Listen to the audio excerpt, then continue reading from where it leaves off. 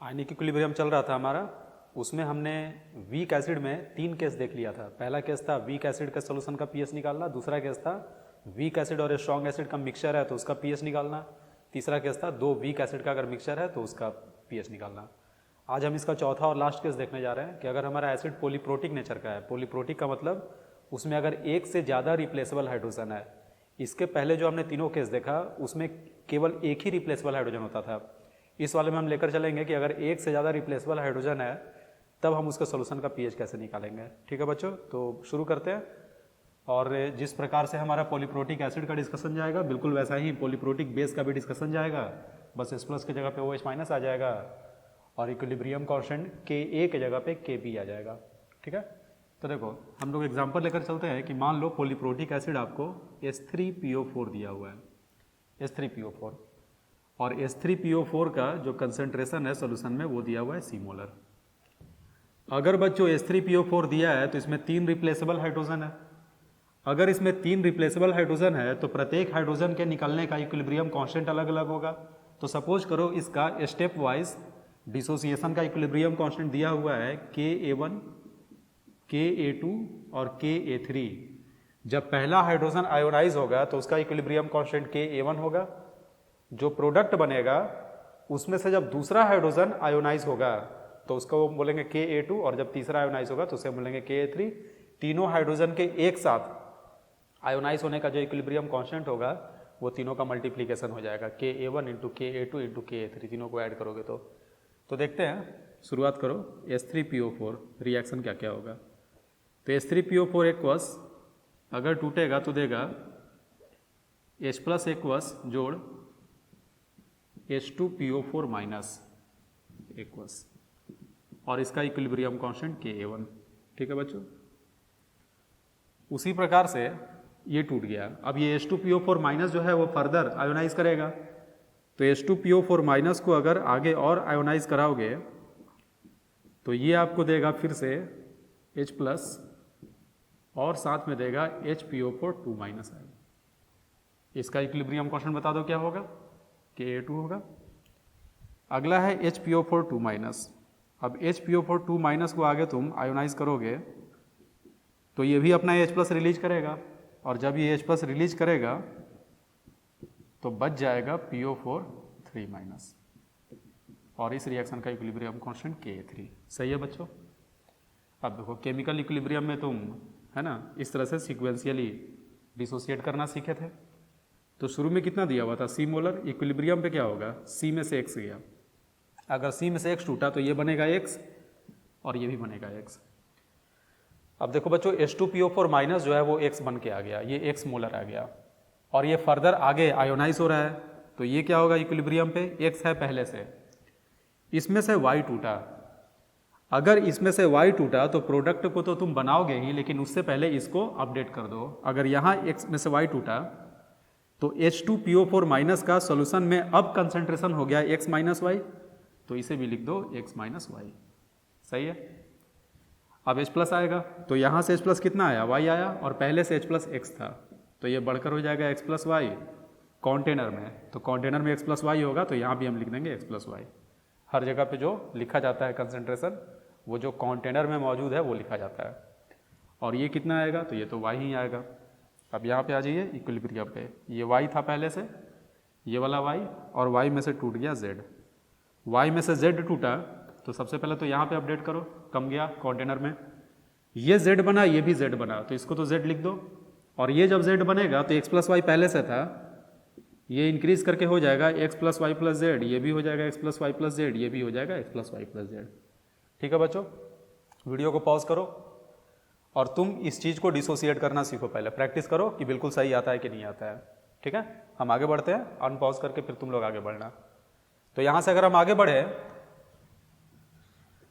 तो Ka1 का expression आ गया, Ka1 बराबर, वैल्यू पुट करो, Ka1 बराबर क्या आएगा, X+ Y + Z into X minus Y divided by C minus X।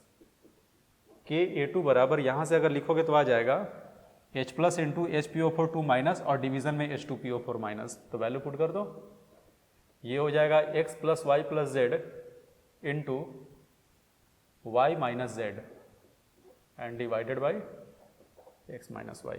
बिल्कुल इसी तरह से k3 बराबर हो जाएगा x plus Y plus Z into Z divided by Y minus Z. ये 3 इक्वेशन आ गया, 3 इक्वेशन आया और 3 अननोन है हमारे पास x y z। तो कायदे से तो लग रहा है कि टेक्निकली 3 इक्वेशन है, 3 अननोन है, तो इसका सोल्यूशन एग्जिस्ट करेगा, लेकिन तुम इतना खतरनाक इक्वेशन कभी भी सॉल्व नहीं कर पाओगे। तो देखो यहाँ पे होता क्या है, थोड़ा समझाते हैं अब। H3PO4 जो कि न्यूट्रल था, वो जब अपना पहला H+ रिलीज किया तो उसका इक्विलिब्रियम कांस्टेंट Ka1 है। मेरा सवाल ये है कि जितना आसानी से पहला H+ निकला उतना ही आसानी से क्या H2PO4 माइनस दूसरा H+ रिलीज करेगा? तो तुम्हारा आंसर होगा नहीं। अगर हमारा कोई भी एसिड है तो वो पहला H+ जितना आसानी से रिलीज करेगा, दूसरा H+ उतना ही मुश्किल से रिलीज होगा, और तीसरा तो और ज़्यादा मुश्किल से रिलीज होगा, क्योंकि जो पहला H+ निकला था वो न्यूट्रल में से निकला था, जबकि दूसरा H+ जो निकल रहा है वो एक ऐसे मॉलिक्यूल में से निकल रहा है जिसपे माइनस चार्ज है, वैसे आयन में से निकल रहा है जिसमें पहले से माइनस चार्ज है। तो माइनस चार्ज वाले को प्लस चार्ज चाहिए, वो प्लस चार्ज देना नहीं चाहेगा, तो H+ को रिलीज करके ये माइनस जो है वो 2 माइनस में कन्वर्ट हो रहा है, तो वो स्टेबल नहीं हो रहा है ना। तो ये बहुत ही मुश्किल से इसमें जाना चाहेगा, ये बोलेगा कि हम प्रोडक्ट में जल्दी जाना नहीं चाहेंगे। तो जब ये प्रोडक्ट में जल्दी जाना नहीं चाहेगा, इसका मतलब कि पहले वाले रिएक्शन की अपेक्षा दूसरे वाले रिएक्शन में जो डिसोसिएशन हुआ है वो बहुत ही कम होगा, x की तुलना में y बहुत ही कम होगा, और सेम लॉजिक से y की तुलना में ये जो z है वो भी बहुत कम होगा। और इसी चीज को हम ऑब्जर्व करते हैं Ka1, Ka2 और Ka3 में, क्योंकि पहले वाले में डिसोसिएशन हाई हुआ है तो H+ और H2PO4 माइनस जो होगा वो दूसरे वाले के प्रोडक्ट की अपेक्षा ज्यादा होगा। तो अगर दूसरे वाले के प्रोडक्ट की अपेक्षा पहले रिएक्शन का जो प्रोडक्ट है वो ज्यादा है, तो Ka1 का वैल्यू Ka2 से बड़ा होगा और Ka2 का वैल्यू Ka3 से बड़ा होगा। ऐसा तुम किसी भी पॉलीप्रोटिक एसिड के सॉल्यूशन में ऑब्जर्व कर सकते हो। किसी भी पॉलीप्रोटिक एसिड का फर्स्ट आयोनाइजेशन कांस्टेंट सेकंड से बहुत ज़्यादा बड़ा होता है, और जो सेकंड होता है वो थर्ड से बहुत ज़्यादा बड़ा होता है, कम से कम 1000 गुना बड़ा तो होता ही होता है। ठीक है, तो हम यहाँ पे लिख सकते हैं in case of A polyprotic acid, polyprotic acid के केस में, in case of A polyprotic acid हम ये ऑब्जर्व करते हैं कि Ka1 बहुत बड़ा होता है Ka2 से, और Ka2 बहुत बड़ा होता है Ka3 से। तो अगर Ka1 बहुत बड़ा होगा Ka2 से, Ka2 बहुत बड़ा होगा Ka3 से, तो पहले वाले में Ka1 के बड़ा होने का मतलब क्या हुआ? Ka1 को हम लिखते हैं ऊपर में प्रोडक्ट, नीचे में रिएक्टेंट। तो इक्विलिब्रियम कांस्टेंट जितना हाई होगा, इक्विलिब्रियम जब भी एस्टैब्लिश होगा उस समय प्रोडक्ट का मात्रा रिएक्टेंट की तुलना में ज्यादा होगा। बात आ रही है समझ में? Ka1 ऐसे तो 1 से छोटा है, Ka1 ऐसे तो 1 से छोटा है, 1 से अगर छोटा है तो रिएक्टेंट ज्यादा होगा, प्रोडक्ट कम होगा, लेकिन Ka1 Ka2 से बड़ा है। कहने का मतलब यहां पे प्रोडक्ट रिएक्टेंट के अपेक्षा रिलेटिव अमाउंट में जितना होगा, यहां का प्रोडक्ट अपने रिएक्टेंट की अपेक्षा रिलेटिव अमाउंट में उससे ज्यादा होगा। इस वाले रिएक्शन की तुलना में इसका प्रोडक्ट ज्यादा होगा, क्योंकि इसका इक्विलिब्रियम कांस्टेंट Ka1 Ka2 से बड़ा है। क्लियर हुआ? वैसे भी हम बोल रहे थे क्या कि जितना H+ ये देगा उतना H+ ये सेकंड डिसोसिएशन देने वाला नहीं है। कहने का मतलब X जो है पहले वाले का डिसोसिएशन बहुत हाई होगा Y की तुलना में, और Y जो डिसोसिएट किया सेकंड रिएक्शन में वो बहुत बड़ा होगा Z की तुलना में। तो हम कमेंट कर सकते हैं कि अगर Ka1 बहुत बड़ा है Ka2 से, Ka2 बहुत बड़ा है Ka3 से, देन X बहुत बड़ा होगा Y से और Y बहुत बड़ा होगा Z से। जहां पे X क्या है? H3PO4 का फर्स्ट आयोनाइजेशन है, Y क्या है? तो सेकंड आयोनाइजेशन है, Z क्या है? तो थर्ड आयोनाइजेशन है। तो हम ये कमेंट कर सकते हैं बच्चों कि अगर X बहुत बड़ा है Y से और Y बहुत बड़ा है Z से, तो तुम X के कंपैरिजन में Y को नेग्लेक्ट कर सकते हो और Y के कंपैरिजन में Z को नेग्लेक्ट कर सकते हो।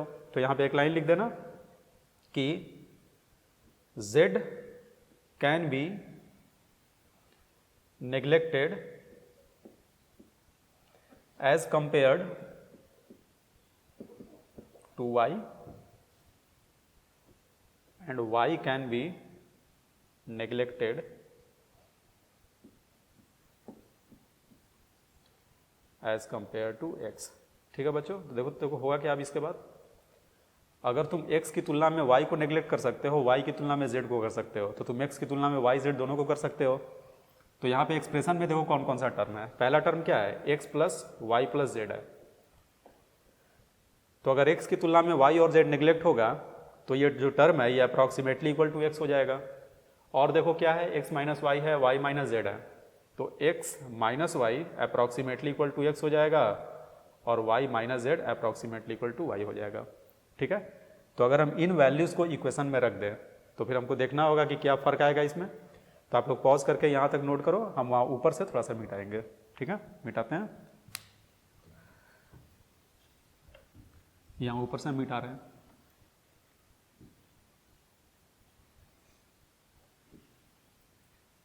देखो तो इक्वेशन क्या आएगा, के ए वन बराबर क्या आया, तो x की तुलना में y और z नेग्लेक्ट हो गया, x की तुलना में y नेग्लेक्ट हो गया, तो ऊपर में यहाँ एक x बचा और यहाँ एक x बचा, तो ये हो गया X square. K A one बराबर X square by C minus x.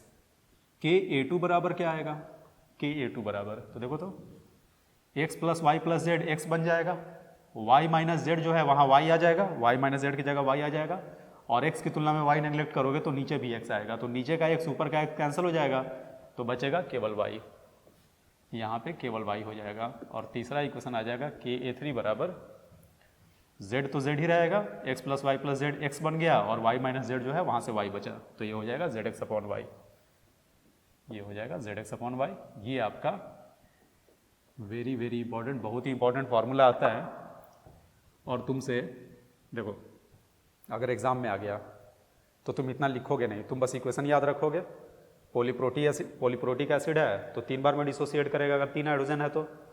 अगर मान लो कि 2 ही हाइड्रोजन होता है, जैसे मान लो H2C2O4 रहता है तो वो 2 हाइड्रोजन देगा, तो अगर 2 हाइड्रोजन देगा तो तुम यहीं तक डिसोसिएट कराओगे, यानी उस केस में KA1 और KA2 का इक्वेशन एग्जिस्ट करेगा। ठीक है, लेकिन अगर तुम ये इक्वेशन नहीं लिखोगे तो जब तुमसे इक्विलिब्रियम पे ये पूछेगा कि PO4 3 माइनस कितना है, HPO4 2 माइनस कितना है, H2PO4 माइनस कितना है, तो ये तुमको अपने दिमाग से है ना फिगर आउट करना पड़ेगा आज के क्लास को अच्छे से समझ के कि उनका कंसंट्रेशन किसके बराबर आता है।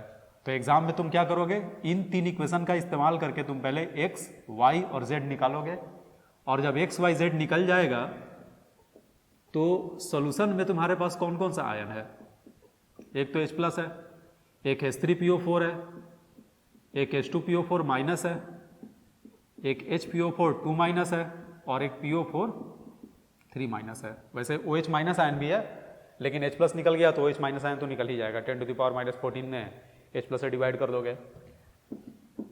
तो तुमको ये 3 इक्वेशन लिखने के बाद बिल्कुल दिमाग में रहना चाहिए कि ये सबका सब किसके बराबर होता है, तो एकदम बढ़िया से समझना अभी हम कैसे इसको लिखने जा रहे हैं। तो देखो बच्चों, H प्लस तो तीनों डिसोसिएशन से आया था, अगर ये तीनों डिसोसिएशन से आया है तो ये बराबर हो गया था x plus Y plus Z के, लेकिन y और z तो नेग्लेक्ट हो जाता है, तो तुम सीधे लिखोगे H plus is approximately equal to x। कहने का मतलब अगर तुमसे pH पूछेगा तो तुमको H प्लस चाहिए होगा और H प्लस के लिए केवल x चाहिए होगा, यानी उस केस में तुमको सेकंड और थर्ड इक्वेशन को सॉल्व करने की कोई जरूरत नहीं है, तुम्हारा पहले वाले से ही काम चल जाएगा। और पहले वाले में भी अगर कंसंट्रेशन और KA1 में 1000 गुना से ज़्यादा का डिफरेंस रहा तो तुम C की तुलना में x को नेग्लेक्ट कर दोगे, चाहे pH बराबर सीधे लिख दोगे half pKa1 minus log C, जो कि हम लोग पहले पढ़ चुके हैं। ठीक है, अब देखो H3PO4 शुरू में कितना लिए थे C, और C में से टूटा कितना था x, तो ये इक्विलिब्रियम पे हो जाएगा C माइनस x। H3PO4 जितना टूटेगा इसका कंजुगेट H2PO4 माइनस एग्जैक्टली उतना ही बनेगा, तो ये कितना बनेगा, H3PO4 टूटा x तो ये x बनेगा। x बनने के बाद याद करो ये इसमें से y टूटा था, लेकिन y तो नेग्लिजिबल था, तो इसका एग्जैक्ट वैल्यू था x माइनस वाई, लेकिन हम y को कर देते हैं नेग्लेक्ट, तो ये लगभग हो जाएगा x ही। और x में से लेकिन टूटा कितना y, तो ये कितना आएगा, ये आ जाएगा y, और y में से कितना टूटा था z, तो ये आ जाएगा z। तो ऐसे याद रखना है ना, H प्लस जो है वो x plus Y plus Z से x के बराबर, H3PO4 C माइनस एक्स के बराबर, इसका कंजुगेट x माइनस वाई होता है लेकिन उसको हम लगभग x लिख देंगे, x में से टूटता है y तो इसका कंजुगेट अगला जो होगा वो y होगा, और y में से टूटता है z तो इसका जो कंजुगेट आएगा वो z के बराबर होगा। ठीक है, एक बार चेक कर लो सही लिखे हैं गलत लिखे हैं। H प्लस देखो x plus Y plus Z, तो ये तो लगभग x ही है। H3PO4 देखो यहाँ पे है C माइनस एक्स आ गया, C माइनस एक्स, C में से x टूटा तो देखो H3PO4 का कंजुगेट हुआ H2PO4 माइनस, और ये बना कितना है, C में से x टूटा तो ये x बना, और x में से फर्दर y टूटा, लेकिन y तो नेग्लिजिबल है, तो x माइनस वाई जो है वो अप्रॉक्सीमेटली इक्वल टू x ही हो जाएगा।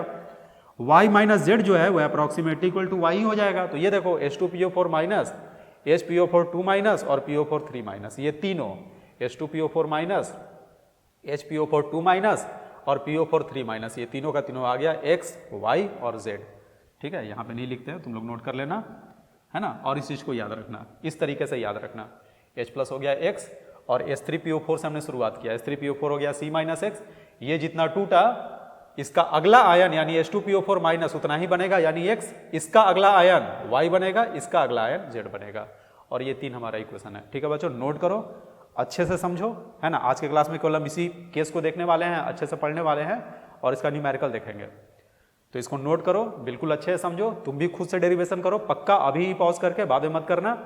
और साथ साथ ये सब खुद से लिखने की चेष्टा करो कि बिना तुम इसको देखे हुए इन आयंस का कंसंट्रेशन, इक्विलिब्रियम का अमाउंट लिखने में सक्षम हो कि नहीं हो।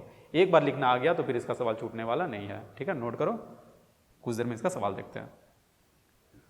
ये कुछ सवाल है बच्चों, वीडियो को पॉज करो और इनको सॉल्व करने का प्रयास करो। पहला और दूसरा एटलीस्ट सॉल्व करो खुद से, फिर अनपॉज करके आगे बढ़ना। हम आगे बढ़ते हैं। पहला में कर रहा है कि calculate H plus ion, H2PO4 minus, HPO4 2 minus ion और फॉस्फेट आयन। इन्हें 0 पॉइंट, काम की चीज यहाँ पे है 0.01 मोलर सोल्यूशन है H3PO4 का। ठीक है बच्चों, तो देखो जैसे ही हमने H3PO4 को देखा, पॉलीप्रोटिक एसिड का केस हमारे दिमाग में आ गया, तो हम लोग पूरा डिटेल में नहीं जाएंगे, हम सीधे इक्वेशन लिखेंगे। तो इक्वेशन क्या था हमारा, Ka1 कितना दिया है 10⁻³ is equal to X square upon C minus एक, कंसेंट्रेशन है 0.01 माइनस एक्स। ये पहला इक्वेशन हो गया। बिल्कुल इसी तरह से दूसरा जब लिखोगे Ka2 बराबर 10⁻⁸, तो ये तो सीधे y के बराबर था, तो y तो हमारा आ ही गया। और Ka3 बराबर है 10⁻13 is equal to zx upon वाई। ठीक है बच्चों, ये हो गया हमारा। अगर हम यहाँ से x को निकाल लें, ठीक है, तो देखो तो ये है 0.01 यानी 10⁻², और ये है 10⁻³ यानी यहाँ पे नेग्लेक्ट होने वाला नहीं है, यहाँ पे आपको क्वाड्रेटिक सॉल्व करना होगा। ठीक है, तो यहाँ से पहले वाले पे काम कर रहे हैं। अगर मल्टीप्लाई करोगे 10⁻³ इंटू 10⁻², तो ये हो जाएगा 10⁻5। ये मल्टीप्लाई करोगे तो minus 10⁻³ is equal to X square. तो यहाँ से क्वाड्रेटिक आ रहा है X square plus 10⁻³ minus 10⁻5 is equal to 0। तो x बराबर हो जाएगा माइनस 10⁻³ प्लस बी स्क्वायर यानी 10⁻6 प्लस 4 इंटू 10⁻5 डिवाइडेड बाई 2। इसको अगर आप सॉल्व करोगे, है ना, थोड़ा सा और हिंट दे देते हैं, 10⁻6 यहाँ से कॉमन ले लो, पूरा वैसे हम सॉल्व नहीं करने वाले, आप लोग करना। 10⁻6 अगर कॉमन लोगे तो बाहर में 10⁻³ आएगा, यहाँ पे 1 बचेगा और ये इससे 10 गुना बड़ा है 10⁻5, तो यहाँ पे 10 बचेगा, तो 10 इंटू 4 40 हो जाएगा, तो अंदर में आ जाएगा √41 डिवाइडेड बाई 2। √41 जो आएगा, है ना, वो 6 और 7 के बीच में कहीं ना कहीं आएगा, तो अपना वैल्यू पुट कर देना और 10⁻³ को कॉमन लेके उसमें से 1 माइनस कर देना, फिर उसको 2 से डिवाइड कर देना। तो यहाँ से जब आप सॉल्व करोगे तो तुम्हारा रिजल्ट जो है वो आना चाहिए 2.7 इंटू 10⁻³। ठीक है, ये तुम्हारा रिजल्ट आना चाहिए। x हमारा आ गया, x आ गया हमारा, y पहले से पता है 10⁻8, अगर इसमें वैल्यू पुट कर दो तो z निकल जाएगा। तो देखो तो क्या आएगा यहाँ से, हेंस 10⁻13 बराबर 10⁻13 into Y divided by X is equal to z हो जाएगा। और अगर यहाँ से z लिखोगे तो 10⁻13 इंटू वाई, वाई कितना है 10⁻8 डिवाइडेड बाई एक्स का वैल्यू पुट कर दो 2.7 इंटू 10⁻3, है ना, तो -13 और -8, -13 और -8 -21 हो जाएगा। और -21 में अगर -3 से डिवाइड करोगे तो ये ऊपर जाके प्लस हो जाएगा, तो -18 के रेंज में जा रहा है और साथ में अपॉन में 2.7 भी है। तो जब तुम इसको सॉल्व करोगे तो आना चाहिए 3.7 इंटू 10⁻19। एग्जैक्ट यही आएगा, ऐसे भी दिख रहा है हमको, है ना। 27 ऊपर में 100/27 अगर करोगे तो 27 से 3 बार में 81 बार में कटेगा, फिर 7 बार में जाएगा। ठीक है, तो ये सॉल्व करके ये चीज़ आएगा। तो तुम्हारा x भी निकल गया, y भी निकल गया, z भी निकल गया। अब हमसे पूछ क्या रहा है, हमसे पूछ रहा है कंसंट्रेशन ऑफ H+। देखो बच्चों, फिजिकल केमिस्ट्री तुमको यहाँ तक हेल्प किया ये इक्वेशन लिखने में, ठीक है। इसके बाद सारा का सारा मैथमेटिक्स है, तो ये वाला चीज़ तुमको खुद से ही करना है। कुछ भी कर लो, यहाँ पे समझने का कुछ नहीं है, क्वाड्रेटिक तुमको सॉल्व करना ही पड़ेगा। x यहाँ से निकलेगा x का वैल्यू और y का वैल्यू इस इक्वेशन में रखोगे तो z निकलेगा, ठीक है। तो यहाँ तक मैथमेटिक्स करके हम x y z निकाल लिए। अब फिर से फिजिकल केमिस्ट्री यहाँ से शुरू होता है। H+ का जो वैल्यू था वो x के बराबर था। और क्या क्या पूछ रहा है, हमसे पूछ रहा है H2PO4 माइनस, और पूछ रहा है HPO4 2 माइनस, और हमसे पूछ रहा है PO4 3 माइनस, ये तीनों पूछ रहा है। तो अभी हमने बताया था कि H2PO4 माइनस बनता था H3PO4 के टूटने से, और H3PO4 था C, चाहे 0.01, इसमें से टूटा है कितना x, तो ये बनेगा x के बराबर, ठीक है। H2PO4 माइनस टूटता था y, तो ये बनेगा y के बराबर, और ये टूटता था z, तो ये बनेगा z के बराबर। x हमारा निकल चुका है, कितने के बराबर है 2.7 इंटू 10⁻³ आ गया, ये भी हो जाएगा 2.7 इंटू 10⁻³ y हो जाएगा 10⁻8 और z हो गया है 3.7 इंटू। तो यही पॉलीप्रोटिक एसिड का बेसिक कॉन्सेप्ट होता है, ठीक है बच्चों।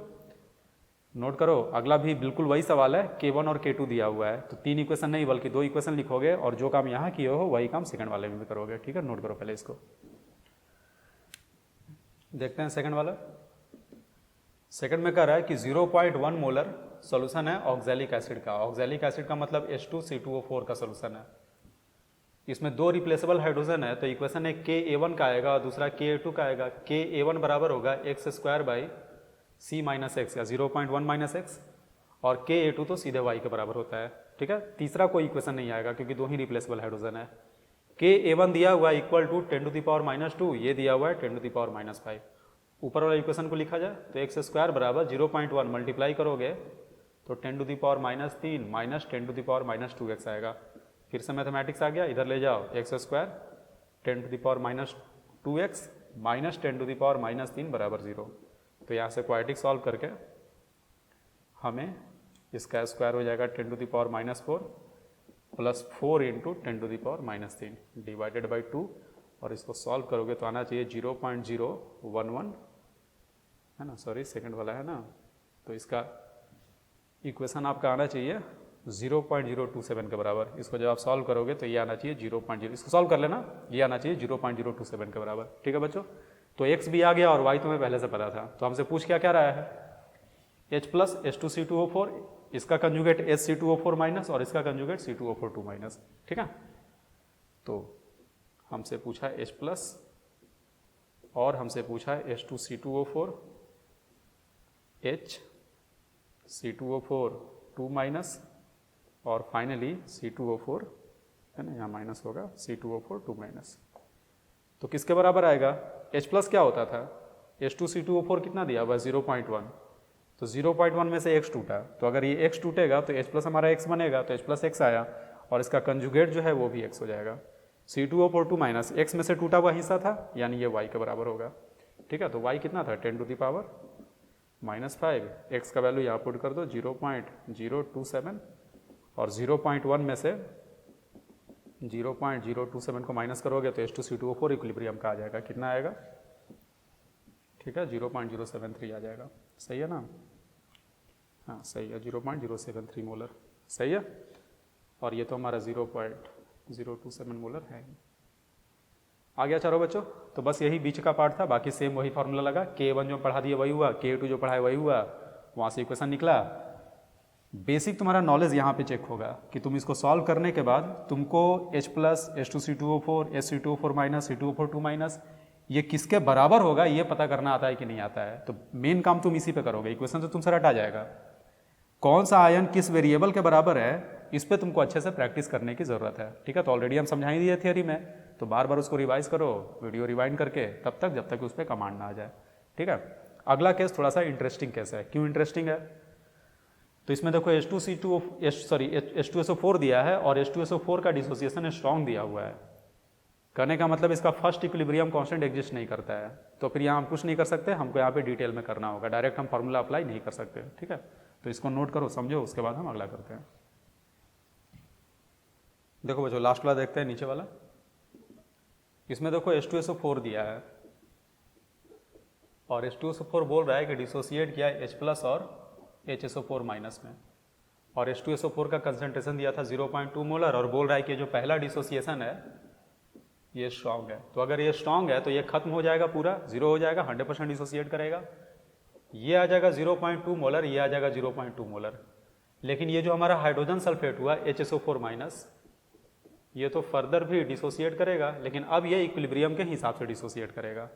तो HSO4 माइनस को अगर डिसोसिएट कराओगे तो आ जाएगा H प्लस जोड़ SO4 2 माइनस, ठीक है, इक्विलिब्रियम पे। इसका इक्विलिब्रियम कांस्टेंट दे रखा है K2 बराबर 10⁻⁻2 मोलर। तो अगर थोड़ा सा तुम दिमाग लगाओगे, वैसे तो हम लोग इसे सॉल्व कर ही लेंगे, लेकिन नॉलेज पॉइंट ऑफ व्यू से थोड़ा सा सोचना भी चाहिए। तुम नोटिस करो, ये हमारा पिछले क्लास का वीक एसिड और स्ट्रॉन्ग एसिड के मिक्सचर का केस एक तरह से हो गया। अंतर बस इतना है कि हम बाहर से ऐड नहीं किए, हमारा मॉलिक्यूल ही कुछ ऐसा है कि उसका पहला डिसोसिएशन स्ट्रॉन्ग की तरह बिहेव कर रहा है और दूसरा डिसोसिएशन जो है वो वीक की तरह बिहेव कर रहा है।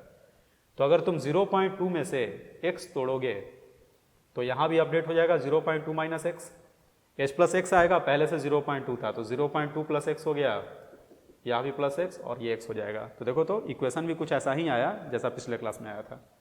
यहाँ से लिखोगे K2 जो कि बराबर है 10⁻⁻2 K is equal to 0.2 plus X into X divided by 0.2 minus X, है ना।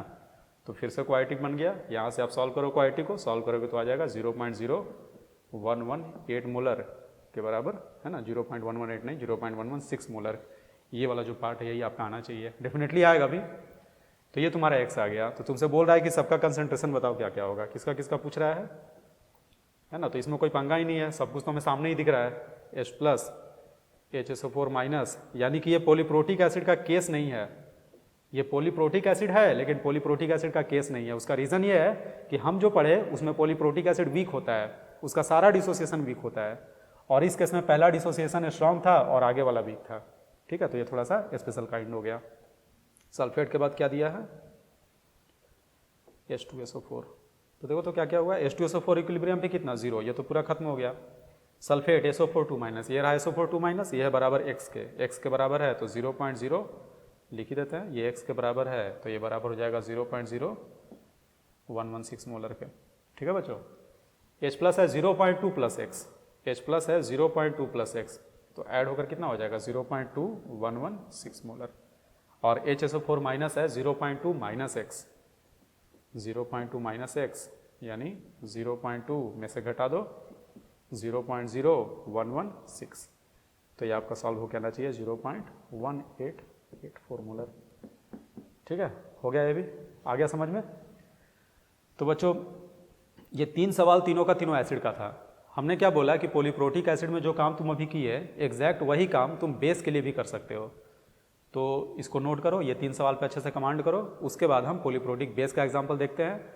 आप नोटिस करोगे कि सारा का सारा डिस्कशन वही है, बस Ka1 Ka2 की जगह पे Kb1 Kb2 आ जाएगा और H प्लस की जगह पे OH माइनस आ जाएगा, ठीक है।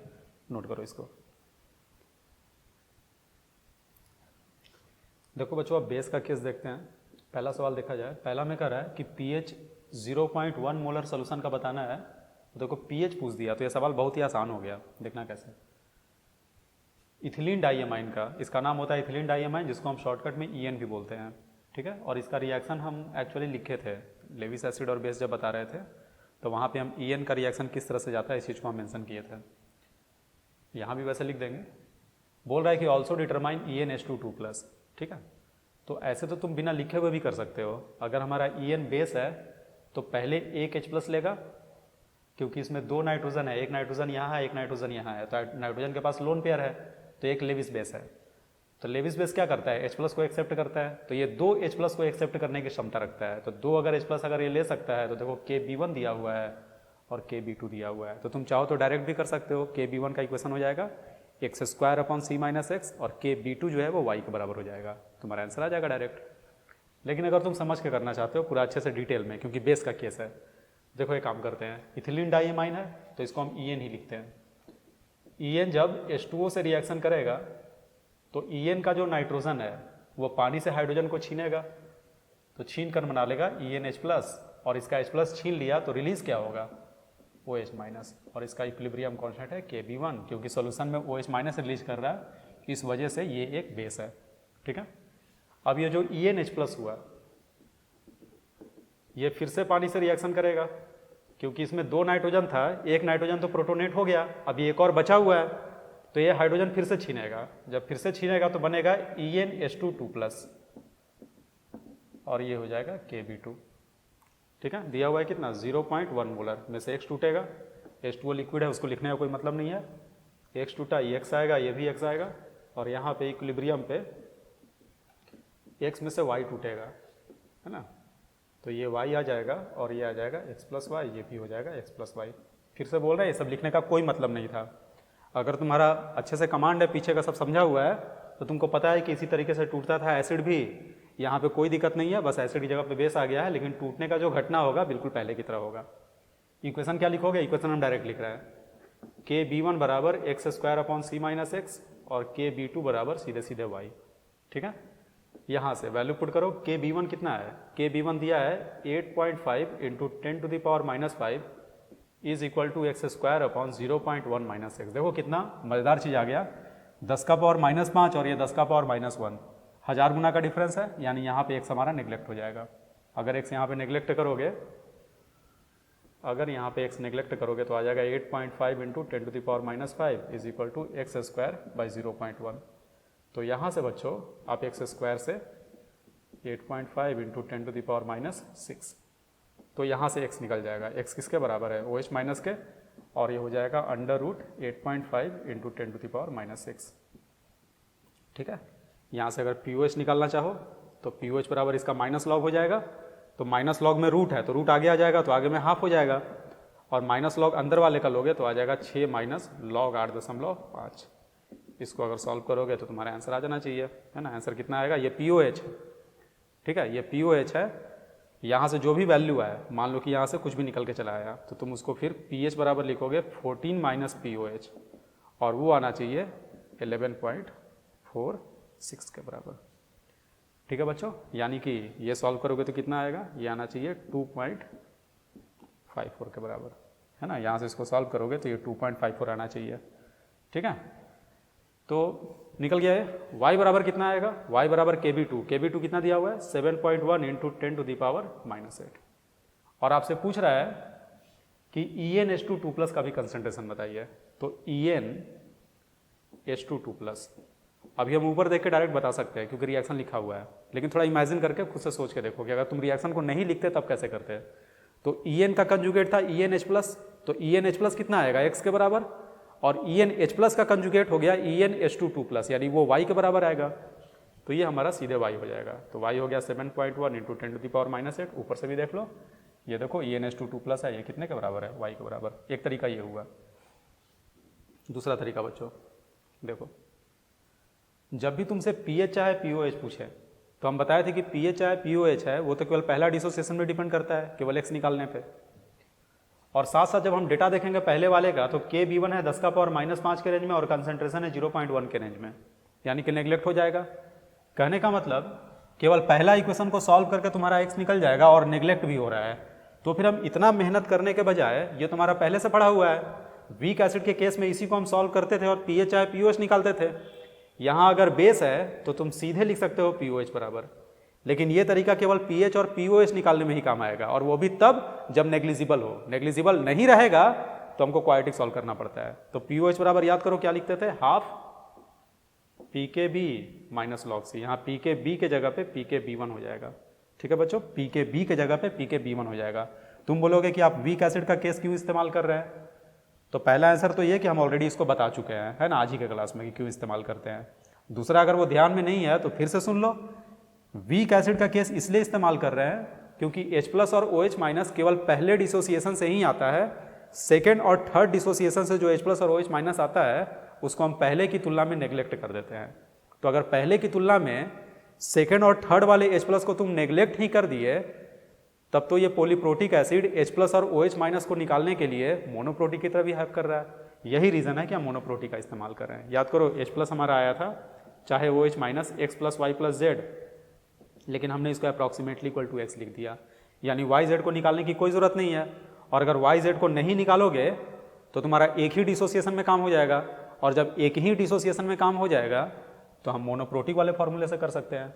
ठीक है, होपफुली तुम लोग को समझ में आ गया होगा।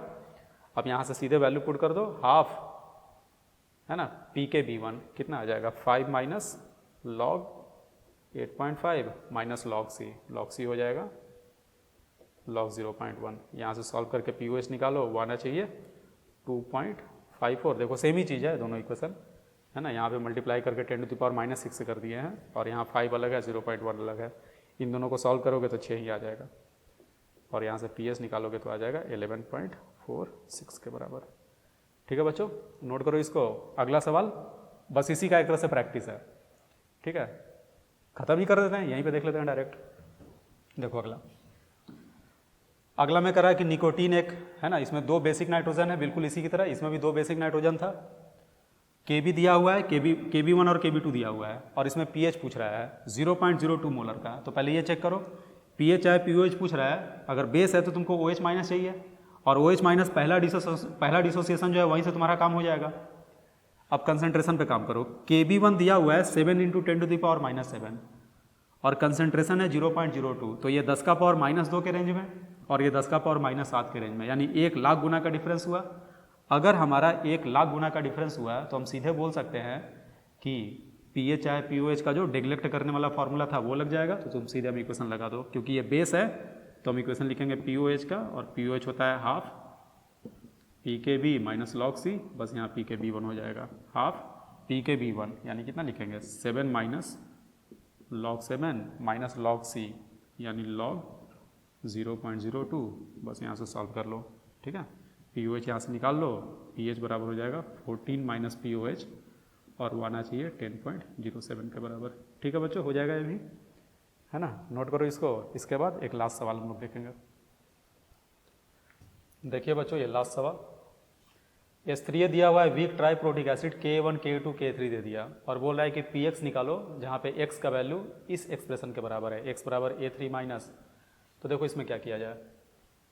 Ka1 क्या आता था, Ka1 बराबर x² / c - x, Ka2 बराबर y और Ka3 बराबर z, ठीक है। और हमसे फाइनली बोल रहा है, देखो ये सब small x small y small z है, हमसे जो पूछ रहा है x कैपिटल X बराबर है A3 minus divided by HA2 minus. तो A3 माइनस कितना होगा, Z होगा, लास्ट वाला है ये S3A, इसका कंजुगेट H2A माइनस, इसका कंजुगेट HA2 माइनस और इसका कंजुगेट A3 माइनस। क्या क्या आता था याद करो, ये आता था C माइनस एक्स, x टूटा तो ये x आता था, x में से y टूटा तो ये और ये z ऐसे आता था। वैल्यू पुट कर दो, A3 माइनस की जगह पे z रख दिया और HA2 माइनस की जगह पे y रख दिए। तो अगर हम z बाई वाई निकाल ले तो अपना काम हो जाए।